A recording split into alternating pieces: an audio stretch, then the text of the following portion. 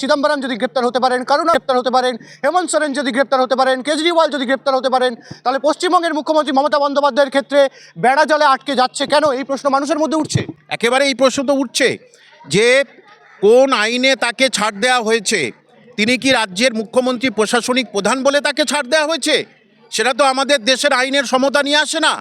রাজ্যের ক্ষেত্রে একটা অন্য ধরনের বার্তা এসে যাচ্ছে যে তাহলে আমি বলবো ইডি তাহলে কি এই যে পশ্চিমবঙ্গের যারা এই চোর ডাকাতি ছিনতাইবাজ তাদের কি ইন্ধন দিচ্ছেন কোনোভাবে?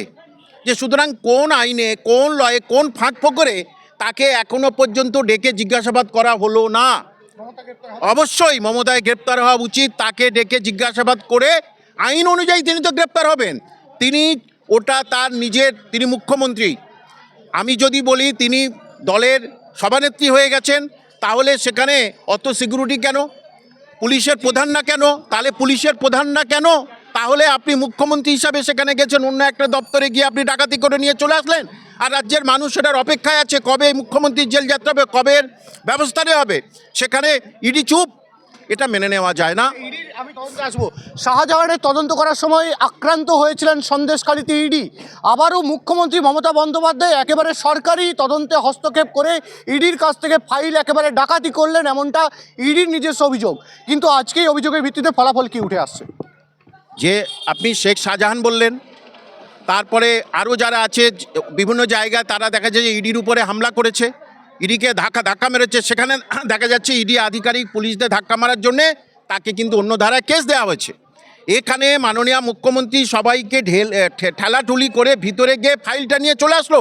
কেউ তার কাছ থেকে ফাইল কেড়ে নেওয়ার কোনো অধিকার নেই, কোনো সাহস নেই। তাহলে এটা কোন ধরনের আইন ইডির কাছে আমরা আশা করব বলুন তো, সাধারণ মানুষ হয়ে? যে রাজ্যের মুখ্যমন্ত্রী দেখালেন এইভাবে ফাইল ছিনতাই করা যায়। তিনি কিছু চৌর্যবৃত্তি কি শেখালেন আমাদের, যে এইভাবে কিন্তু ভিড়ের মধ্যে গিয়ে কিভাবে টাকাটা নিয়ে ছু মারবে। ভারতের নিয়ম অনুযায়ী তাকে তো সঙ্গে সঙ্গে অ্যারেস্ট করে তাকে তো ইয়েতে দেওয়া উচিত, কোর্টে প্রডিউস করা উচিত। এটা খুব স্বাভাবিক ব্যাপার। সেখানে রাজ্যের মুখ্যমন্ত্রী বলে তার পক্ষে আরেকটা আইন হবে? একই রাজ্যের দুজনের পক্ষে দুরকম আইন হতে পারে?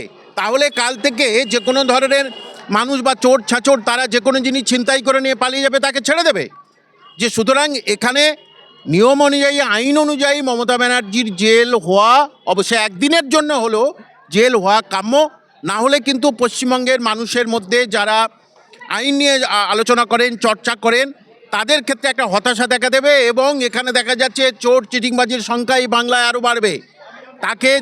সে যদি কোনো জিনিস ছিনতাই করে, ডাকাতি করে নিয়ে চলে যায়, তারপরে পুলিশ যদি তাকে কোর্টে গিয়ে প্রডিউস করে, সে বলতে পারে যে একই রাজ্যে দুরকম আইন কেন? আমাদের মুখ্যমন্ত্রী তো ফাইল ছিনতাই করে ডাকাতি করে নিয়ে চলে গেলে কিছু তো হলো না, তাহলে আমার ক্ষেত্রে আলাদা নিয়ম কেন? যে সুতরাং মুখ্যমন্ত্রীর অবশ্যই জেল যাত্রা শুধু সময়ের অপেক্ষায়।